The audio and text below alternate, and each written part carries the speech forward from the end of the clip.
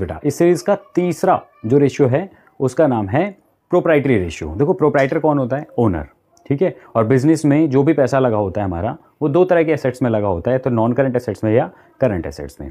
अब हमें एक रेशियो बनाना है, किसमें? ओनर्स फंड और टोटल एसेट्स के बीच में।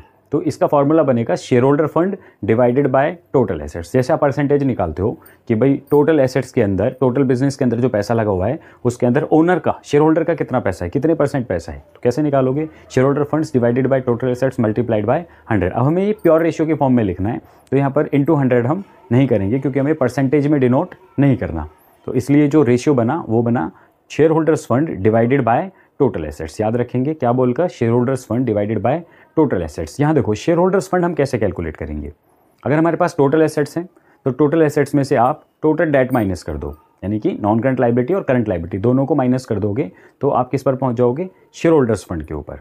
या फिर share capital plus reserve and surplus, दो चीज़ों को प्लस करके भी आप शेयर होल्डर्स फंड कैलकुलेट कर सकते हो। तो सेकेंड कॉम्पोनेंट है इसका टोटल एसेट्स। टोटल एसेट्स के लिए आपको non current liability plus current liability को टोटल करना है, या फिर आप लाइबिलिटी अप्रोच से जाते हो तो share holder fund plus non current liability plus current liability तीनों को प्लस कर दोगे तो भी लाइबिलिटी साइड का टोटल हो जाएगा, because liabilities are equals to assets. तो इसलिए हम टोटल लाइबिलिटी को भी टोटल एसेट्स कंसिडर कर सकते हैं। Thank you.